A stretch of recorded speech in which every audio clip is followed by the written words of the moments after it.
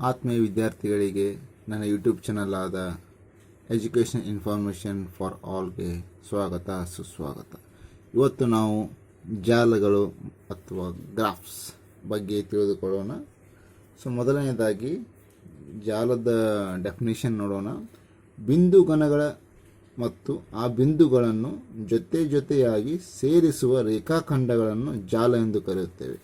ಬಿಂದುಗಳ ಘನ ಅಂದರೆ ಎಕ್ಸಾಂಪಲ್, ನಿಮಗೆ ಉದಾಹರಣೆಗೆ 3 ಬಿಂದುಗಳಿವೆ.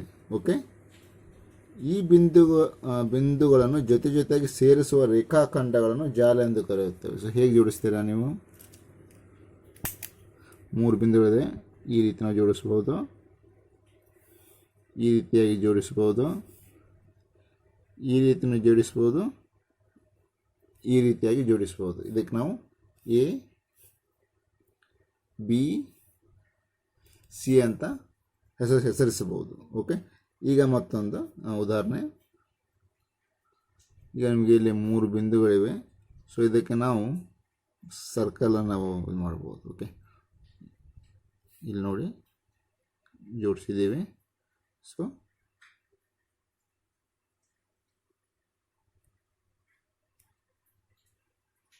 A B C. ಇನ್ನೊಂದು ಉದಾಹರಣೆ, 2 ಬಿಂದುಗಳು,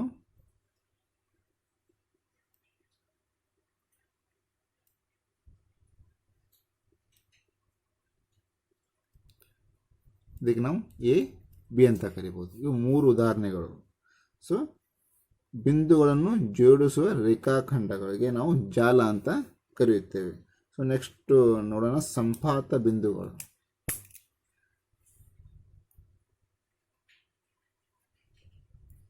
ಸಂಪಾತ ಬಿಂದುಗಳು, ಇದಕ್ಕೆ ನಾವು ನೋಡ್ಸ್ ಅಂತೀವಿ. ಓಕೆ, ಸಂಪಾತ ಬಿಂದುಗಳು ನೋಡ್ಸ್. ಒಂದು ಬಿಂದುವಿನಿಂದ ಕನಿಷ್ಠ ಒಂದು ರೇಖೆಯಾದರೂ ಆರಂಭಗೊಂಡಿದ್ದರೆ ಅಥವಾ ತಲುಪಿದ್ದರೆ ಆ ಬಿಂದುವನ್ನು ಜಾಲದ ಸಂಪಾತ ಬಿಂದು ಎಂದು ಕರೆಯುತ್ತೇವೆ. ಒಂದು ಜಾಲದ ಒಟ್ಟು ಸಂಪಾತ ಬಿಂದುಗಳ ಘನವನ್ನು ಎನ್ ನಿಂದ ಸೂಚಿಸುತ್ತೇವೆ. ಎಷ್ಟು ಬಿಂದುಗಳಿದ್ದಾವೆ ಕೌಂಟ್ ಮಾಡ್ತೀವಿ ನಾವು. ಫಾರ್ ಎಕ್ಸಾಂಪಲ್, ಇದೇ ನಾವು ಎಕ್ಸಾಂಪಲ್ ತೊಗೊಂಡ್ರೆ ಇದರಲ್ಲಿ 3 ಬಿಂದುಗಳಿದೆ. ಯಾವ ಬಿಂದುಗಳು? A B C. ಟೋಟಲ್ 3 ಬಿಂದುಗಳಿವೆ. N equal to 3. ನಾವು ಇದನ್ನು ಯಾವ ರೀತಿ ಬರೆಯುವುದು?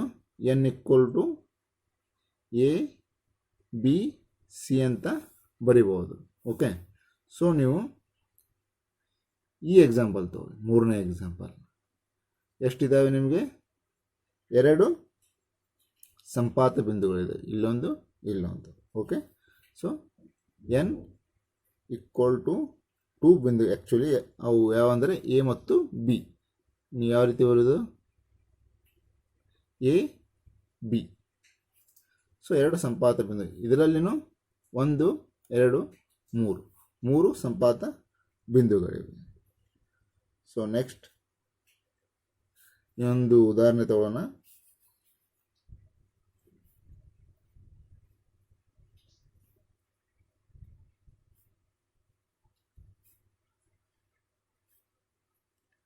ಇಲ್ಲಿ ನೋಡಿ, ಇದು ಎ ಬಿ ಸಿ ಡಿ. ಇದರಲ್ಲಿ ಎಷ್ಟು ಸಂಪಾತ ಬಿಂದುಗಳಿವೆ ನೋಡಿದರೆ ಆ್ಯಕ್ಚುಲಿ 1 2 3 4. ಎನ್ ಈಕ್ವಲ್ ಟು 4 ಸಂಪಾತ ಬಿಂದುಗಳು. N equal to A B C D. 4 ಸಂಪಾತ ಬಿಂದುಗಳಿವೆ. ಓಕೆ, ಇದಕ್ಕೆ ನಾವು ಸಂಪಾತ ಬಿಂದು ಅಂತ ಕರಿತೀವಿ. ಎಷ್ಟು ನಿಮ್ಮ ಪಾಯಿಂಟ್ ಇರ್ತಾವಲ್ಲ, ನೋಡ್ಸ್, ಅವು ಅಷ್ಟು ಸಂಪಾತ ಬಿಂದುಗಳು. ನೆಕ್ಸ್ಟ್ ಇದರಲ್ಲಿ ನಾವು ಕಂಸಗಳು. ನೆಕ್ಸ್ಟ್ ಬರೋದು ಕಂಸಗಳು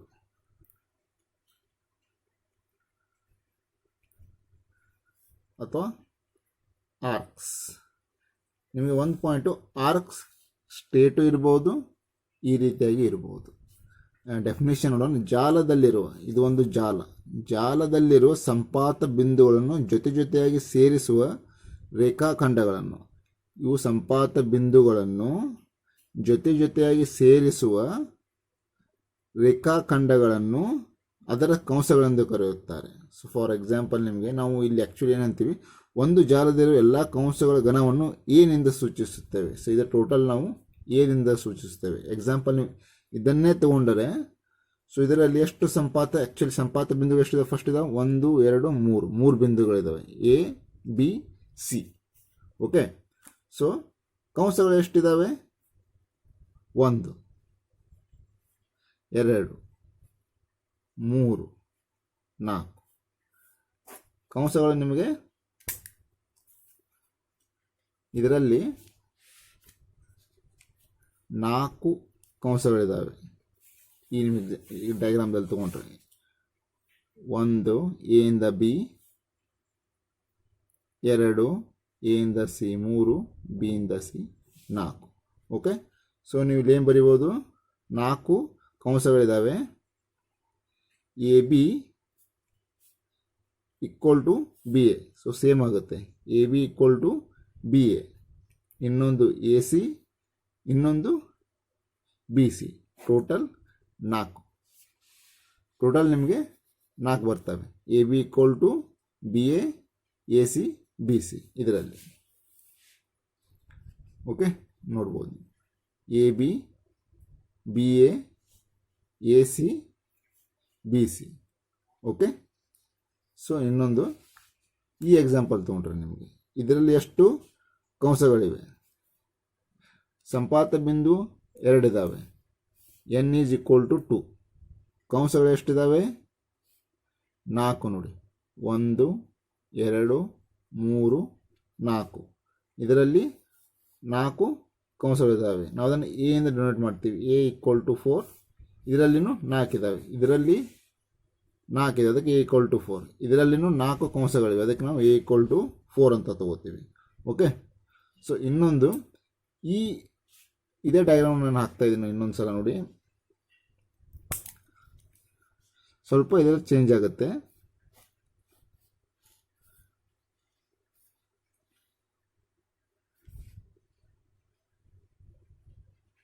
ಇದು ಲೈನಿಗೆ ಕೂಡಿಸ್ಬೇಕು. ಆ್ಯಕ್ಚುಲಿ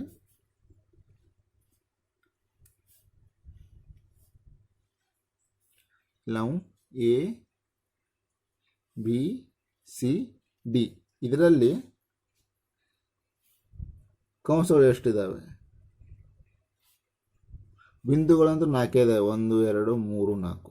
ಇದನ್ನು ನಾವು ತೊಗೊಳಿಕ್ಕೆ ಬರಲ್ಲ, ಯಾಕಂದರೆ ನಾವು ನೇಮಿಂಗ್ ಮಾಡಿಲ್ಲ. ಒಂದು ಇದರಲ್ಲಿ ಇಂಪಾರ್ಟೆಂಟ್ ಪಾಯಿಂಟ್, ಯಾವುದೇ ಜಾಲದಲ್ಲಿ ಹೆಸರಿಲ್ಲದ ಬಿಂದುವನ್ನು ಸಂಪಾತ ಬಿಂದು ಎಂದು ಪರಿಗಣಿಸುವುದಿಲ್ಲ. ನಾವು ಇದರಲ್ಲಿ ಯಾವುದೇ ಬಿಂದು ಹೆಸರಿಲ್ಲ ಅಂದರೆ ಅದಕ್ಕೆ ನಾವು ತಗೋಬಾರ್ದು. ಸೊ ನಿಮಗೆ ಇಲ್ಲಿ ಎನ್ ತೊಗೊಂಡ್ರೆ 4 ಬರ್ತವೆ. ಎ ಕಂಸಗಳು 1 2 3 4 5 6 7 8 9 10. ಟೋಟಲ್ 10 ಕಂಸಗಳಿವೆ. ಸೊ ಇದು ನಿಮಗೆ ಅರ್ಥ ಆಗಿರಬೇಕಲ್ಲ, ಬೇಸಿಕ್ ಥಿಂಗ್ಸ್ ಇದು. ಜಾಲ ಮತ್ತು ಸಂಪಾತ ಬಿಂದುಗಳನ್ನು ನೋಡಿದ್ದೇವೆ. ನೆಕ್ಸ್ಟ್ ನಾನು ವಲಯಗಳ ಬಗ್ಗೆ ಎಕ್ಸ್ಪ್ಲೇನ್ ಮಾಡ್ತೀನಿ. ಈಗ ನಾವು ವಲಯಗಳ ಬಗ್ಗೆ ನೋಡೋಣ. ಇದಕ್ಕೆ ನಾವು ರೀಸನ್ಸ್ ಅಂತೀವಿ. ಸೊ ಡೆಫಿನೇಷನ್ ತಗೊಳ್ಳೋದಾದರೆ, ಕಂಸಗಳಿಂದ ಆವೃತವಾದ ಪ್ರದೇಶವನ್ನು ಹೊರಗಿನ ಪ್ರದೇಶವನ್ನು ಸೇರಿ ವಲಯ ಎಂದು ಕರೆಯುತ್ತೇವೆ. ಒಂದು ಜಾಲದಲ್ಲಿರುವ ಒಟ್ಟು ವಲಯಗಳನ್ನು ಘನವನ್ನು 6 ಸೂಚಿಸಲಾಗುತ್ತದೆ. ಓಕೆ, ಸೊ ನಾನು ಒಂದು ನಿಮಗೆ ಎಕ್ಸಾಂಪಲ್ ತಗೋತೀನಿ. ಉದಾಹರಣೆಯಾಗಿ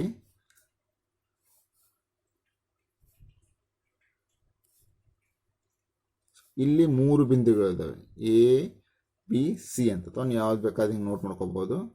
ಸೊ ಇದರಲ್ಲಿ ನಿಮಗೆ 6 ಜಾಲಗಳು, ಹೊರಗಿನ ಪ್ರದೇಶನ ಕೌಂಟ್ ಮಾಡಬೇಕು. ಸೊ ಇದು 1 2 ಹೊರಗಿನದು 3. So total R equal to 3. Okay, ಬಿಂದುಗಳು 3 ಇದ್ದಾವೆ, ಇದಕ್ಕೆ ನಾವು ಎನ್ ಈಕ್ವಲ್ ಟು 3 ಅಂತ ತಗೋಬೋದು. ಬಿಂದುಗಳು ಎ ಬಿ ಸಿ 3 ಬಿಂದುಗಳು, ವಲಯ ರೀಸನ್ ಆರ್ 3 ಇದ್ದಾವೆ. ಇದು 1 2 ಹೊರಗಿಂದು ಒಂದು ಕೌಂಟ್ ಮಾಡ್ಕೋಬೇಕು ನಾವು, ಟೋಟಲ್ 3. ಸೊ ಕೌಂಸ್ ಅಂದರೆ ಎಷ್ಟಾಗುತ್ತೆ ನಿಮಗೆ, 1 2 3 4. ಎ ಅಂದರೆ ಕಂಸ ಅಂತ 4 ಕಂಸಗಳಿದ್ದಾವೆ, ನೋಡ್ 3 ಇದ್ದಾವೆ, ಆರ್ 3 ಇದ್ದಾವೆ. ಓಕೆ, ಸೊ ಇನ್ನೊಂದು ಎಕ್ಸಾಂಪಲ್ ತೊಗೊಳ್ಳೋಣ ನಾವು, ಉದಾಹರಣೆ.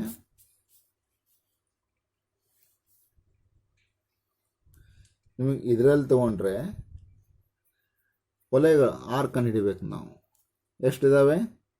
1 ಮತ್ತೆಲ್ಲಿಲ್ಲ, ಇದು ಕ್ಲೋಸ್ ಆಗಿಲ್ಲ. ಓಕೆ, ಮತ್ತು ಹೊರಗಿನ ಒಂದು ಪ್ರದೇಶ, ಸೊ ಹೊರಗಿನ ವಲಯ ಟೋಟಲ್ 2 ಆಗ್ತವೆ ನಿಮಗೆ. R equal to 2. ಓಕೆ, ಇನ್ನೊಂದು ಎಕ್ಸಾಂಪಲ್ ತೊಗೊಳ್ಳೋಣ.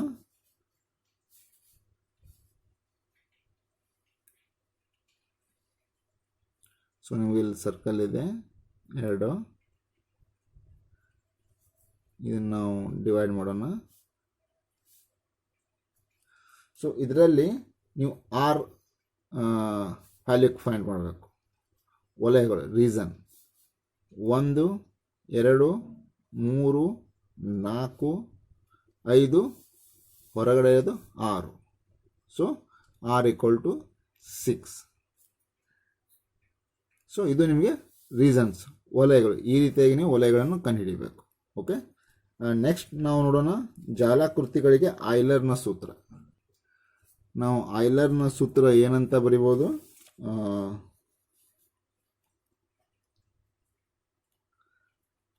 ಆಯ್ಲರ್ನ ಸೂತ್ರ, okay, n plus R equal to A plus 2. ಇದು ಆಯ್ಲರ್ನ ಫಾರ್ಮುಲಾ ಇದು. ಓಕೆ, ಇದು ಡೆಫಿನೇಷನ್ ಏನಂತ ಅಂದರೆ, ಯಾವುದೇ ಜಾಲದಲ್ಲಿರುವ ಸಂಪಾತ ಬಿಂದುಗಳ ಅಂದರೆ ಏನು?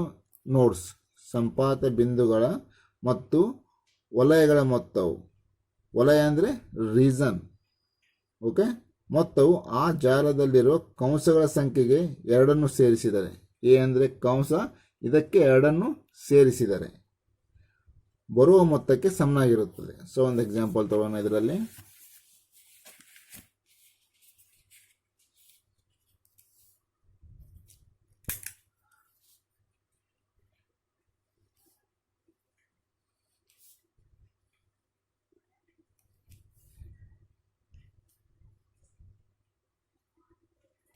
ಸೊ ನೋಡಿ, ಡಯಾಗ್ರಾಮ್ ಇದೆ,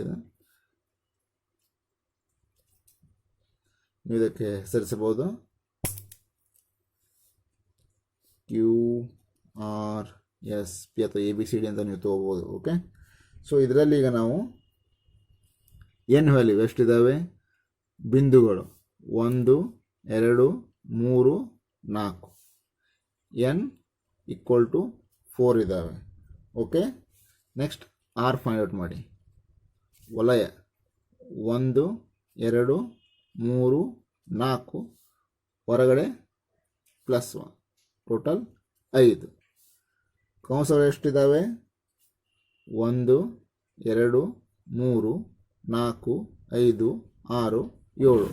ಸೊ ಎ ಈಕ್ವಲ್ ಟು 7 ಕಂಸಗಳಿದ್ದಾವೆ. ಇದು ಈ ಬಂದಿರೋ ವ್ಯಾಲ್ಯೂವನ್ನು ಈ ಫಾರ್ಮುಲಾದಲ್ಲಿ ಹಾಕಿ, ಆಯ್ಲರ್ನ ಸೂತ್ರ. So 4 + 5 equal to 7 + 2, 5 + 4 9 equal to 7 + 2 9. ಈ ರೀತಿಯಾಗಿ ನಾವು ಆಯ್ಲರ್ನ ಸೂತ್ರವನ್ನು ಕಂಡುಹಿಡಿಯುತ್ತೇವೆ. ಸೊ ಇನ್ನೊಂದು ಡಯಾಗ್ರಾಮ್ ತಗೋತೀನಿ, ಎಕ್ಸಾಂಪಲ್ಲು ಇಲ್ಲಿ ನೋಡಿ.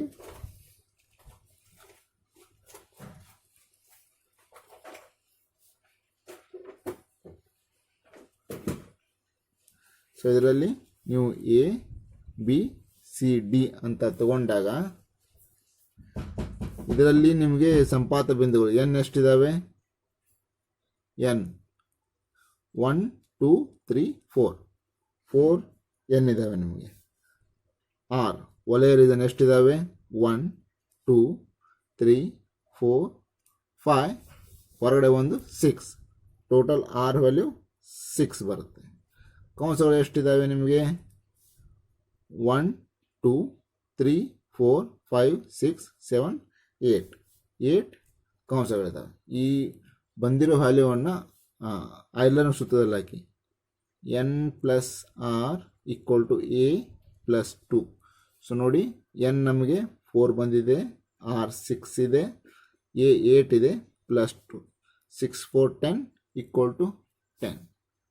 ಸೊ ಈ ರೀತಿಯಾಗಿ ನೀವು ಜಾಲದಲ್ಲಿರುವ ಆಯ್ಲರ್ನ ಸೂತ್ರ ಯೂಸ್ ಮಾಡಿ ಜಾಲಾಕೃತಿಗಳನ್ನು ನೀವು ಪಾಯಿಂಟ್ಗಳನ್ನು ಕಂಡುಹಿಡಿಬಹುದು. ಓಕೆ, ಸೊ ಇನ್ನೊಂದು ಎಕ್ಸಾಂಪಲ್ ತೊಗೋತೀನಿ ನಾನು, ಕ್ಲಿಯರ್ ಆಗುತ್ತೆ. ಸೊ ಇಲ್ಲಿ ನೋಡಿ,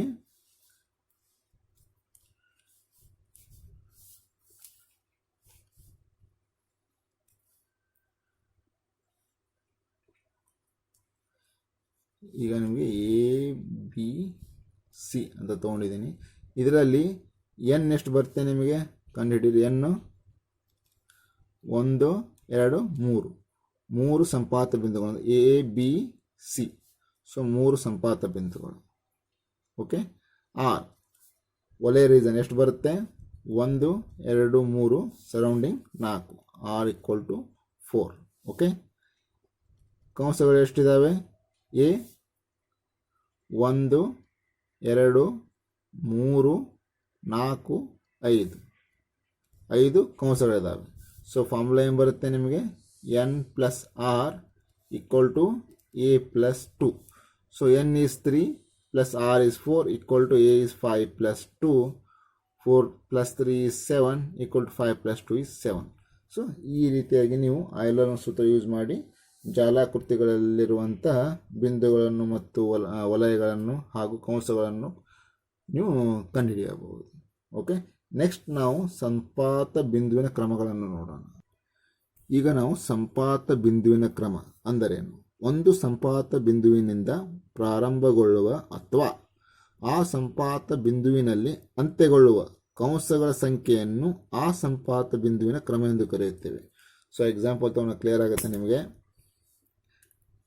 ಸೇಮ್ ಅದೇ ಡಯಾಗ್ರಾಮ್ ತೋರ್ತಾ ಇದ್ದೀನಿ, ಯಾಕಂದ್ರೆ ನೀವೆಲ್ಲ ಕ್ಲಿಯರ್ ಆಗಬೇಕಂತ ಹೇಳಿ. ಇದರಲ್ಲಿ ಸಂಪಾತ ಬಿಂದುಗಳು ಎಷ್ಟಿದ್ದಾವೆ? A B C. ಸಂಪಾತ ಬಿಂದು ಅಂದರೆ ಏನು? ಎ. ಸೊ ಎನ್ ಸಂಪಾತ ಬಿಂದು ಅಂದರೆ ಎನ್. ಓಕೆ, ಎನ್ ಎಷ್ಟಿದ್ದಾವೆ ನಿಮಗೆ? 3 ಇದ್ದಾವೆ. ಎ ಬಿ ಸಿ ಎನ್ 3 ಇದ್ದಾವೆ. ಆ್ಯಕ್ಚುಲಿ ನಮಗೆ ಬೇಕಾಗಿಲ್ಲ ಕಂಸಗಳೆಲ್ಲ, ಸುಮ್ಮನೆ ನಾನು ನಿಮಗೆ ಗೊತ್ತಿರಲಿ ಅಂತ. ಕಂಸಗಳು ಎಷ್ಟಾಗ್ತವೆ? 6 1 2 ಟೋಟಲ್ 3, ಆರ್ ಈಕ್ವಲ್ ಟು 3 ಕಂಸಗಳು. 1 2 ಸರೌಂಡಿಂಗ್ 3 ಟೋಟಲ್. ಓಕೆ, ಕಂಸಗಳು ಎ ಎಷ್ಟು ಬರ್ತವೆ ನಿಮಗೆ? 1 2 3 4. ಎ ವಿಲ್ ಬಿ 4 ಕಂಸಗಳಿದು. ಆ್ಯಕ್ಚುಲಿ ನಾನು ಸಂಪಾತ ಬಿಂದು ಕ್ರಮದ ಬಗ್ಗೆ ಹೇಳ್ತಾ ಇದ್ದೀನಿ, ಸುಮ್ಮನೆ ಎಕ್ಸ್ಟ್ರಾ ನಿಮಗೆ ಕಂಸ ಬಿಂದು ಮತ್ತು ವಲಯ ರೀಸನ್ ಹೇಳ್ತಾ ಇದ್ದೀನಿ ಅಷ್ಟೇ. ಓಕೆ, ಈಗ ನಾವು ಸಂಪಾತ ಬಿಂದುಗಳನ್ನು ಬರೆಯೋಣ. ಇನ್ನೊಂದು ಬಾಕ್ಸ್ ಹಾಕಬೇಕು. ಇದರಲ್ಲಿ ಸಂಪಾತ ಬಿಂದುಗಳು ಒಂದು ಮತ್ತು 3 ಸಂಪಾತ ಬಿಂದುಗಳಿದೆ ನಮಗೆ. ಈಗ ಸಂಪಾತ ಬಿಂದುಗಳು ಎಷ್ಟಿದ್ದಾವೆ? ಎ ಬಿ ಸಿ 3 ಸಂಪಾತ ಬಿಂದುಗಳಿದ್ದಾವೆ.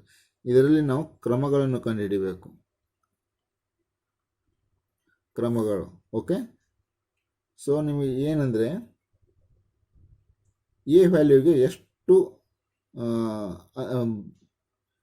ಈ ಕಂಸಗಳಿದ್ದಾವೆ. ಈ ಎ ವ್ಯಾಲ್ಯೂ ತೊಗೊಂಡ್ರೆ ನಿಮಗೆ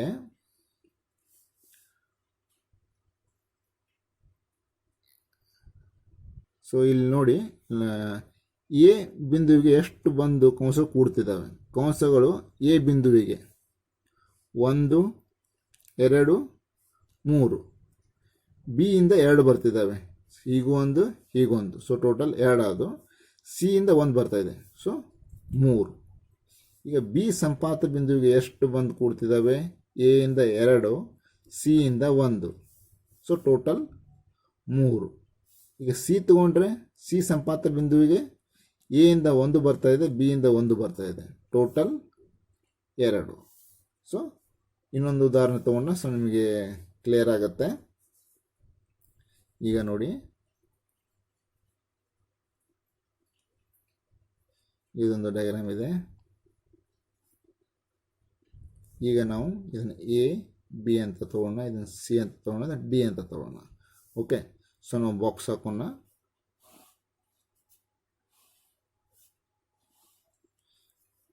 ಇದು ಸಂಪಾತ ಬಿಂದುಗಳು, ಕ್ರಮಗಳು. So total 4. ಓಕೆ, ಈಗ ನೋಡಿ ಸಂಪಾತ ಬಿಂದುಗಳು ಎಷ್ಟಿದ್ದಾವೆ? 4 ಇದ್ದಾವೆ. A, P, C, D. ಇದರಲ್ಲಿ ಕ್ರಮಗಳು ನೋಡಿ. ಎಗೆ ಎಷ್ಟು ಬರ್ತಿದ್ದಾವೆ?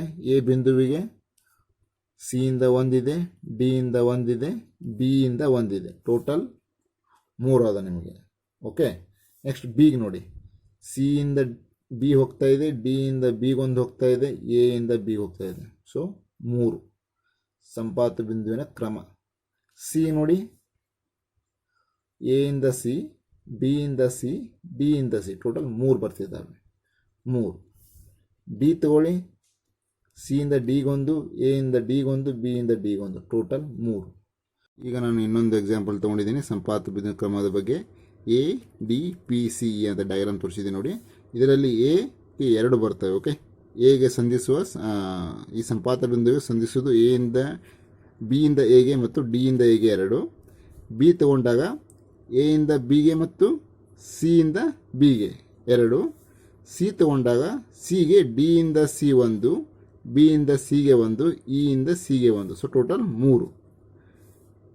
ಈ ಡಿ ಸಂಪಾತ ಬಿಂದುವಿಗೆ ಸಂಧಿಸುವುದು ಎಯಿಂದ ಡಿಗೆ 1, ಸಿಯಿಂದ ಡಿಗೆ 1, ಇಯಿಂದ ಡಿಗೆ 1. So total 3. ಇ ತಗೊಂಡಾಗ ಈ ಸಂಪಾತ ಬಿಂದುವಿಗೆ ಡಿಯಿಂದ 1 ಬರುತ್ತೆ, ಸಿಯಿಂದ 1 ಬರುತ್ತೆ. ಟೋಟಲ್ 2. ಸೊ ಈ ರೀತಿಯಾಗಿ ನಾವು ಸಂಪಾತ ಬಿಂದುವಿನ ಕ್ರಮಗಳನ್ನು ಕಂಡುಹಿಡಿಯುತ್ತೇವೆ. ಸೊ ಪ್ಲೀಸ್ ನಿಮಗೆ ನನ್ನ ಕ್ಲಾಸ್ ಇಷ್ಟ ಆಗಿದ್ದರೆ ಶೇರ್ ಮಾಡಿ, ಸಬ್ಸ್ಕ್ರೈಬ್ ಮಾಡಿ, ಬೆಲ್ ಐಕಾನ್ ಹಿಟ್ ಮಾಡಿ. ಯಾಕಂದರೆ ನಿಮಗೆ ನ್ಯೂ ನೋಟಿಫಿಕೇಷನ್ ಸಿಗುತ್ತೆ ಯಾವುದಾದ್ರೂ ನಾನು ನ್ಯೂ ವಿಡಿಯೋ ಹಾಕಿದಾಗ. ಸೊ ನೆಕ್ಸ್ಟ್ ಜಾಲಗಳ ಬಗ್ಗೆ ನಾನು ಭಾಗ 2ದಲ್ಲಿ ಎಕ್ಸ್ಪ್ಲೇನ್ ಮಾಡ್ತೀನಿ. ಸೊ ಆ ವಿಡಿಯೋ ಬೇಕಂದರೆ ನೀವು ಪ್ಲೀಸ್ ಸಬ್ಸ್ಕ್ರೈಬ್ ಮಾಡಿ. Thank you.